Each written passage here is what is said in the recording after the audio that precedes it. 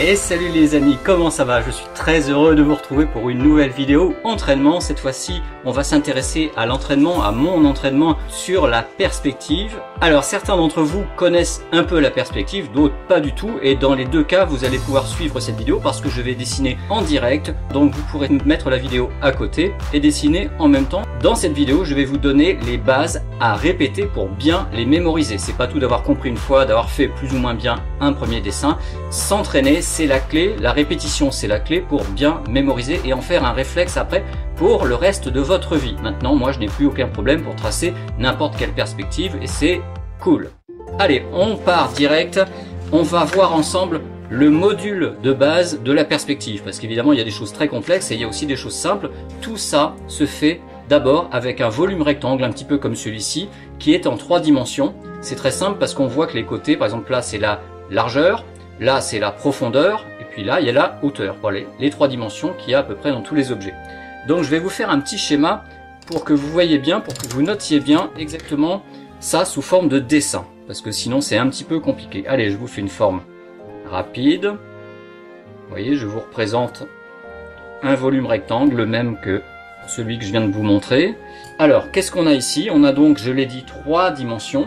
Je vous les représente sous forme de couleurs différentes parce que ça devient très vite le bazar si on fait tout de la même couleur. Donc voilà la hauteur. On a aussi la hauteur ici, mais elle est un petit peu cachée. On va imaginer que c'est pas un aquarium mais une boîte pleine. On a maintenant une dimension de largeur. Alors vous l'appelez comme vous voulez, hein, largeur, longueur, on s'en fout un petit peu. Ce qui compte, c'est que, vous voyez, il y a tout ce côté-là qui constitue une autre dimension. Moi, je vais l'appeler largeur. Et on a évidemment le mur à l'opposé qui est parallèle. Donc dès que c'est parallèle dans la réalité, c'est de la même couleur. Et on va continuer avec la 3e dimension qui est là la profondeur. Alors là encore, on l'appelle comme on veut, hein. Moi, je la fais en bleu. Et regardez ce dernier côté ici qui est parallèle. Je le fais aussi en bleu. C'est bon, vous l'avez, hein? Donc tout commence par une brique. Et bien voici notre brique élémentaire en perspective. Alors je vais vous montrer un petit peu comment la travailler, parce qu'évidemment sinon, si on reste que là-dessus, on va pas faire des choses super intéressantes. Donc je vous la représente vite fait à nouveau. Cette fois-ci, on va la travailler un petit peu. Cette fois-ci, je vais représenter la largeur et la profondeur juste avec le haut et le bas du volume, hein, parce qu'on va justement travailler l'intérieur. La façade en quelque sorte et le mur qui est à l'opposé. Et puis là en bleu, je sais pas si on voit bien le bleu à la vidéo, voilà, on a nos 3 côtés. Alors, on peut imaginer que sur le côté vert, il y ait comme sur un cahier d'écolier des lignes, qui sont des lignes fines, hein, toutes parallèles, qui sont des trucs sur lesquels on va pouvoir poser une jolie écriture, en l'occurrence ça sera des dessins. Alors à quoi ça va me servir? Ça va me servir à travailler cet objet. Par exemple, si je décide de faire un trou ici, un couloir, de créer une sorte de tunnel à l'intérieur, je vais d'abord décider, la première chose qu'on fait toujours, c'est de décider quelle hauteur a cette nouvelle chose qu'on veut créer. Vous voyez, je décide que ça va jusqu'ici. On suit ensuite pour le sommet une des lignes vertes. Et évidemment, cette nouvelle forme, elle a un côté, il faut fermer l'autre côté, tout dépend de la largeur qu'on veut donner à ce tunnel. Voilà. Ok? Donc là, c'est un peu comme si j'avais dessiné la porte ou l'entrée du tunnel uniquement sur le mur. Maintenant, je vais pouvoir creuser. Alors, qu'est-ce qu'on va avoir si on creuse? On aura un petit mur ici et le sol. Donc, le mur ici, comme il est censé, si vous le voyez bien, être parallèle à ça, il va être bleu et se diriger par là, dans ce sens-là. Voilà. Et si je devais accrocher, je ne sais pas moi, des posters, etc., ou tout serait là-dessus, ou s'il y avait une grille. Vous voyez. Et le reste, ça ne change pas. Vous voyez, donc là j'ai creusé un tunnel dans cette forme. Sauf que, il y a encore un petit module de travail et après je vous lâche la grappe, on va pouvoir dessiner vraiment cette maison. Alors, là on se retrouve avec un trait bleu qui est ici, hein, exactement le même. Sauf que si je veux pas faire un tunnel mais juste une porte, vous savez qu'une porte, par exemple sur une façade de maison, une porte c'est un petit peu rentré dans le mur, mais ça ne va pas, c'est pas à 3 km, on va dire qu'il y a une épaisseur de mur. Ce que je vais faire, c'est que je vais décider que le mur, ici, il est tout fin, c'est genre 30 cm, voilà, comme ça. Et du coup, bah, je me retrouve avec quelque chose qui, elle, là, est parallèle comme ça. Souvent, ce qu'on fait, c'est qu'on peut mettre, par exemple, une petite ombre ici. Donc voilà, module de base, tunnel, et puis ensuite tunnel mais un peu moins profond, comme par exemple le retrait d'une porte. Donc la porte elle se trouve ici. Si c'est une porte double par exemple, vous voyez, ça fait ça.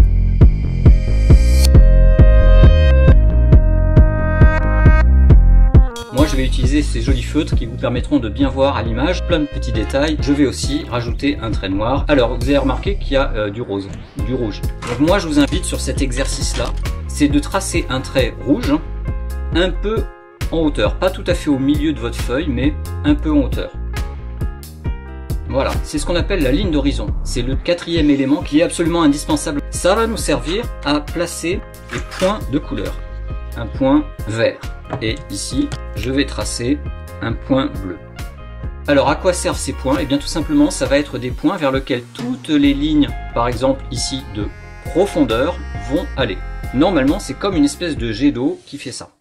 Vous voyez? Alors je peux en faire long, très long, etc. Ça représente finalement un petit peu ces lignes qui sont ici. Alors ce point, on l'appelle un point de fuite. Il y a un point de fuite pour la dimension largeur et un point de fuite pour la dimension profondeur. Et chacun est le point de départ de lignes comme ça. Alors vous remarquez que je l'ai fait à la main parce que j'arrive à faire à peu près des lignes droites. Le truc c'est que plus on s'éloigne de la ligne d'horizon, plus les lignes qu'on trace, on a le droit de les faire courbes. Et ça, j'explique pourquoi dans cette vidéo, c'est très important parce que sinon, vous allez vous retrouver avec ce qu'on appelle des aberrations, c'est-à-dire des effets de pointu tout à fait désagréables. Donc pour éviter ça, vous allez pouvoir faire ce que je fais moi là, c'est-à-dire quelque chose d'un peu courbe. Plus on descend, plus on fait quelque chose d'un petit peu courbe. Et c'est pareil dans l'autre sens. Pareil ici, on commence à courber et de plus en plus. Bon, on va peut-être pas utiliser ça, on n'est pas en train de dessiner une ville avec des immeubles genre New York, etc. Donc là, vous voyez, je me retrouve avec des lignes vertes et bleues qui correspondent aux lignes vertes et bleues qui sont là. Alors, quand on crée un objet, une maison en perspective, comme je l'ai fait ici. La première chose, je l'ai dit, et c'est très important, de 3 dimensions, il faut commencer par décider de quelle hauteur a le coin de la maison qu'on veut faire. Donc moi, par exemple, je vais décider que je vais faire un coin ici.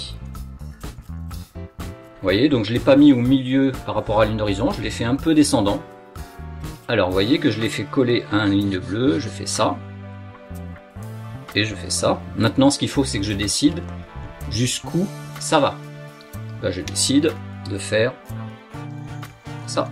Je fais pareil de l'autre côté qui correspond à ça. Pour ça, bah écoutez, là j'ai pas de ligne, donc je vais créer une ligne point de départ en visant mon point de fuite vert. Voilà. Là pareil, vous voyez, j'ai pas de ligne qui touche en haut, bah, tout simplement je me positionne là avec mon crayon vert, ou mon crayon de papier vert, et je vais vers là. Alors, comme je risque de vouloir, je vais mettre sans doute des éléments devant, je vais rajouter une entrée, je vais rajouter une fenêtre, etc. Ce que je fais, c'est que là, bon, je le fais quand même au crayon gris pour vous montrer, mais vous voyez, on retrouve ce volume rectangle qui correspond à ça. Ça, c'est ma brique de construction de base. Ce que je vais faire, c'est que je vais m'amuser à en rajouter une devant, qui s'avance. Une deuxième brique. Donc qu'est-ce qu'on fait? Je l'ai dit, quand on veut rajouter une brique, on commence toujours par la hauteur. Alors là on va dire que ça va être une hauteur qui va être ici. Alors elle va s'avancer. Vous voyez, j'ai commencé par le coin, donc je vais tout simplement partir de la ligne du point de fuite ici et faire ça. Là j'en ai un de trait, je vais l'utiliser. Là il y a un côté de profondeur, là je vais faire un deuxième côté de profondeur. Je vais le faire comme ça. On fait comme on veut, hein. C'est moi, je suis un peu l'architecte, je peux décider de combien ça va s'écarter. Si par exemple je dessine une barre d'immeuble, cette barre là je la mets beaucoup plus loin, hein, pour qu'il y ait la place de mettre toutes les fenêtres qu'il y aurait sur cet immeuble. Mais là c'est une maison, donc je ne l'ai pas fait trop éloigné. Alors on a ce côté là, on a la partie bleue qui est ici. Maintenant on va travailler là encore la partie verte. Vous avez vu, ça commence à devenir compliqué, il y a beaucoup de lignes. Heureusement que j'ai fait ça avec des couleurs, hein, c'est vraiment super important. Donc pareil ici, je pars toujours du sommet et de la base du trait de hauteur que j'ai fait, hein. C'est voilà, je ne cherche pas des choses compliquées. Je pars par exemple de la base et je vise plus ou moins, personne n'ira vérifier que je vise parfaitement, c'est pour ça que je ne fais même pas la règle, je vise plus ou moins le point de fuite numéro 2. Voilà. Je ne suis pas obligé d'aller jusqu'au bout parce que je ne vais pas dessiner la maison jusque là. Voilà. Et je fais pareil pour le haut, je vise mon point de fuite. Et là, bah, devinez quoi, qu'est-ce que je fais? Je pense que je vais rien rajouter, donc je peux le faire en noir. Je décide de la largeur totale. Ce que je fais, c'est qu'au crayon gris ou au crayon vert en l'occurrence plutôt, je repasse un petit peu pour bien voir un peu ce qui se passe.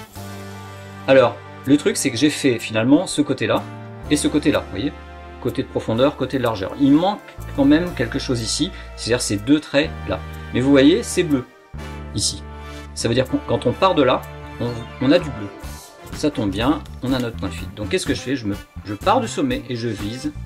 Alors là, si ça vous intéresse, vous pouvez le faire à la règle, hein, parce que c'est quand même dans des zones très petites. Si on tremble trop, ça risque d'être imprécis. Et on a ce deuxième trait à faire, qui lui va vers le vert. Donc on part de là, et on vise vers le vert. Voilà. Je peux le repasser un petit peu au crayon gris, pour que vous voyez mieux ce que j'ai fait. Allez, on va appliquer directement ça. Donc on va commencer par choisir une hauteur, peut-être, imaginons que c'est une porte d'entrée. Voilà. Donc vous voyez, grâce à ce petit module de base que j'ai mis à côté, je me souviens toujours exactement ce qu'il faut faire. Par exemple là, au-dessus de la porte, c'est du vert. Donc là, si c'est un trait vert, je vais en direction du point de fuite. Vous voyez, même si j'ai pas une ligne, parce qu'on va pas tracer 10 000 lignes de préparation, ça va être trop le bazar. On peut parfois en cours de route la faire. Voilà. Et évidemment, je ferme la largeur de la porte ici. Qu'est-ce qu'on fait? On fait une porte, hein, on va pas faire un tunnel, hein, parce que ça arrive très peu les tunnels. Donc là, qu'est-ce qu'on a? On a du bleu, puisqu'on est hop dans le sens de la profondeur. Donc je vise comme ça. Alors je vais pas au bout, parce que ça sert à rien de tracer des trucs ici qu'on aura effacés. Et je ferme en me disant le mur a cette épaisseur là. Voilà. Et le dessous, c'est ce qu'on voit ici, c'est à nouveau du vert, c'est le sol, c'est le bas de porte. Je vais faire ça, je le fais toujours parce que ça aide à rendre les choses un petit peu plus lisibles. Une petite ombre, vous voyez, qui aide bien à comprendre. Et si je veux, je peux rajouter ça avec peut-être des effets de baie vitrée. Vous voyez, là on a une baie vitrée. Une petite chose qui est sympa, c'est de faire un toit. Alors pas forcément ici, mais on pourrait faire un toit pointu ici. Je sais pas ce que vous en pensez. Si vous avez suivi mes vidéos, vous savez comment on fait. Mais si vous le faites au pif, vous risquez de faire un truc un peu bizarre. Donc moi toujours, ce que je fais, c'est que je vais faire un truc comme ça, une diagonale, au crayon, en appuyant pas fort. Pourquoi? Parce que l'intersection des diagonales, si je les monte ensuite comme ça me donne l'endroit où le pointu du toit doit arriver. Donc là, on peut le faire de la couleur qu'on veut. Moi, je le fais au crayon gris comme ça, vous voyez. J'ai décidé de faire un toit très pointu. Vous voyez? Mais il est sur le milieu que j'ai obtenu grâce aux diagonales. Alors, qu'est-ce qu'on a là maintenant? On a le sommet du toit. Normalement, je ne l'ai pas fait ici, mais il est parallèle au vert. Ça, je vous le dis, le sommet du toit est parallèle au mur qui est dessous. Donc tout va vers le point de fuite. Donc pareil, je n'ai pas encore de ligne, j'ai pas tracé de ligne jusque là, mais je peux partir de mon sommet et viser plus ou moins bien le point de fuite. Vous voyez, en fait, ça descend vers le point de fuite. Il reste plus qu'à fermer évidemment le toit. Alors ça, le truc qu'on peut faire, c'est qu'on peut tracer une ligne parallèle à ça. Vous voyez, c'est comme si je prenais ça et je faisais glisser jusqu'ici, en faisant un petit peu déborder. Personne n'ira vérifier, donc faites à peu près et c'est très bien. Vous voyez, je le fais même dépasser un petit peu.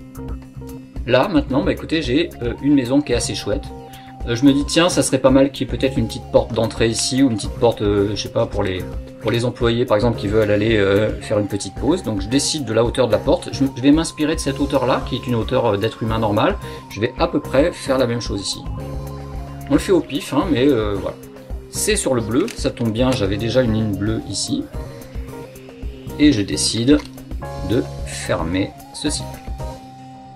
Allez, je vais faire un petit retrait exactement comme ça, mais dans l'autre sens. Donc cette fois-ci, ça va vers le vert, puisque c'est parallèle à ce côté-là. Vous voyez, on a ce côté-là qui va vers le vert. Donc ici, on a aussi ce truc-là. Je le fais déborder pour qu'on le voit bien. Mais évidemment, je décide quelle profondeur ça recule. Donc là, je le fais avec des gros feutres, mais vous travaillez évidemment au crayon de papier. Vous travaillez aussi au critérium, parce que ça aide à s'y retrouver. Et le sol, cette fois-ci. Et imaginez que ça soit un volet roulant, ça j'aime beaucoup les volets roulants, vous savez, ce sont des lames. Donc comme les lames sont parallèles au sommet, elles sont toutes bleues, elles vont toutes vers le point de fuite. Donc par exemple, je fais ça comme si je visais par là. Allez, tac, tac, tac, tac, tac, tac. Vous voyez, ça commence déjà à être beau, hein. Alors c'est un petit peu froid, mais vous voyez, malgré le fait que je l'ai fait à la main sans règle, c'est quand même très crédible, parce qu'en réalité, comme je vise ces deux points de fuite, tout est correct. Allez, on va sophistiquer un peu un truc parce que ça va permettre de faire un beau dessin qu'on pourra utiliser dans une page de manga ou de BD. je vais faire un truc, si vous connaissez peut-être, parfois les fenêtres à l'étage, quand la maison n'est pas très haute, la fenêtre déborde un petit peu sur le toit. Donc comme toute chose, ça paraît un peu compliqué, comme toute chose, on commence par décider quelle hauteur ça va. Alors la fenêtre est un peu dans le mur, on va décider qu'elle est ici, et qu'elle monte un petit peu, qu'elle déborde sur le toit. Voilà la hauteur de ma fenêtre, vous voyez? Donc qu'est-ce qu'on a? On a, comme ici, du vert vers le point de fuite vert, voilà. Là on a déjà la ligne, c'est parfait. On décide de fermer cette fenêtre. Après il y a le côté, comment est-ce qu'on fait le côté? Parce que là c'est un rectangle, le côté, là aussi, mais là avec le toit qui est penché, ça peut être compliqué. On va d'abord faire un toit pointu. Comment est-ce qu'on fait le toit pointu? Mais exactement comme là, on a une forme rectangle. S'il y a un toit pointu au-dessus, il suffit de faire les diagonales sur la forme rectangle, d'avoir l'intersection, c'est top. On tresse une ligne et on décide de quelle hauteur ça va. Il y a des endroits où les toits sont très pointus, très hauts, et puis d'autres où ils sont un peu plus plats. Bon, là, pour que l'image soit facile à regarder et agréable à regarder, ce qu'on va faire, c'est qu'on va faire un toit assez pointu. Voilà, comme ça. Alors, je vous le dis, le sommet de ce nouveau petit toit, il n'est pas dans le même sens que le reste de la maison, parce que il va, lui, le sommet va aller vers le point de fuite bleu. Alors là maintenant c'est la phase de finition, c'est aussi la phase où il y a 2-3 choses un peu plus complexes, mais je pense que vous avez bien compris les principes que j'ai déjà énoncés, donc on va pouvoir aller un peu plus dans le détail, vers des détails réalistes. Donc vous voyez, j'ai même tracé en rose ce qui pourrait être les contours d'une case de BD, avec même l'emplacement de la bulle, ça pourrait faire une très belle chose, avant peut-être la case d'après, avoir l'intérieur de la maison avec un personnage qui parle. Alors, qu'est-ce qui est complexe ici? C'est la jonction de toit entre ce toit qui va dans un sens ici et ce toit qui est là. C'est la bagarre finalement entre ce penché-là d'un côté et ce penché-là d'un autre. Alors, comment on fait? Eh bien, tout simplement, on va prendre un premier trait, celui-ci. Grâce au crayon, vous voyez, on se déplace et on touche le truc. Voilà. Mais ce n'est pas le bon trait, parce qu'à côté, on a aussi ça. Et on se déplace. Aucun de ces traits n'est bon. Le trait dont on a besoin, il est entre les deux. Et voilà. Par contre, ici, on a ce trait-là. Oui, je sais, c'est un petit peu complexe. C'est un petit peu compliqué. Ça fait une forme un peu bizarre, mais regardez, là, on a un penché comme ici. Et là, c'est un toit qui est lui-même penché dans ce sens-là. Donc, il ne peut pas être aligné comme celui-là. Voilà, donc ça c'est la forme générale, j'espère que vous n'avez pas trop de migraine avec ça. Je vais le tracer peut-être au stylo feutre pour qu'on commence à y voir quelque chose, donc voilà. Alors évidemment, si je fais une case de BD, il va falloir mettre un petit peu des détails, par exemple des tuiles. Vous savez, des tuiles qui pourraient être, je le dessine ici dans un coin, ça pourrait être, vous savez, ce genre de forme-là. De tuiles toutes simples, voilà, avec, vous savez, un chevauchement à chaque fois. Voilà. Première chose qu'on doit faire, c'est une série de lignes bleues plus détaillées, par exemple tous les 3 mm. Alors là je le fais à la main. Donc on a besoin de ces lignes bleues, pourquoi? Parce que regardez, ça correspond à tout ce qui est bien ici. Vous voyez? Ce dont on a besoin maintenant, c'est des lignes pour pouvoir séparer chaque tuile. Donc là elles sont bien droites, mais regardez ici notre toit est penché, donc elles vont suivre ça.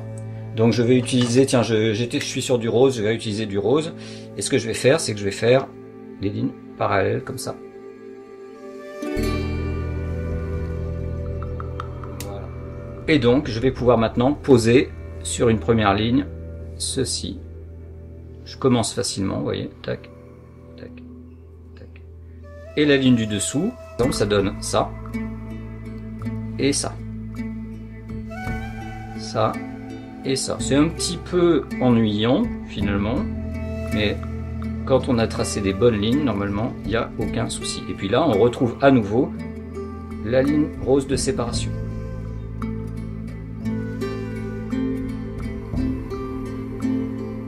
À nouveau les sommets.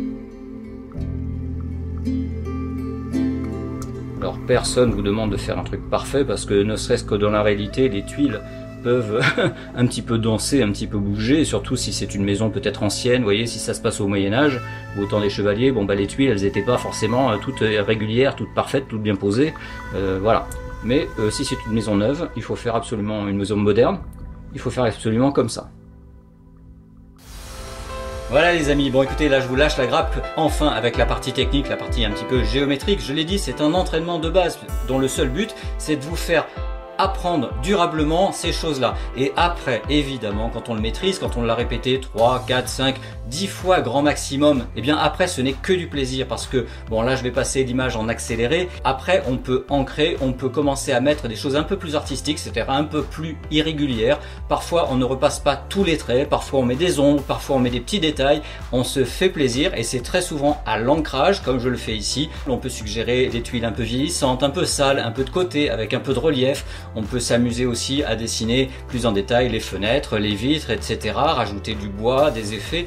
Bref, on se fait plaisir, mais ça, on peut se faire plaisir et je me fais plaisir sur ce dessin grâce au fait que j'ai fait dessous une structure géométrique maîtrisée. Donc les amis, bah écoutez, maintenant à vous de jouer. C'est un modèle de base. N'hésitez pas à faire les modules de base sur le côté comme je l'ai fait moi aussi et envoyez-moi le résultat de votre entraînement à vous en perspective en message privé. Ça m'intéresse, je le partagerai en story. Sur ce, écoutez, je vous laisse. Je remercie les sponsors et sponsors plus qui sont plus que jamais fidèles au poste, qui s'inscrivent, qui me soutiennent chaque mois moyennant quelques euros et qui permettent à cette chaîne de continuer. Sur ce, écoutez les amis, likez, commentez, partagez, mais ça vous avez l'habitude. Je vous embrasse tous, à très bientôt, ciao.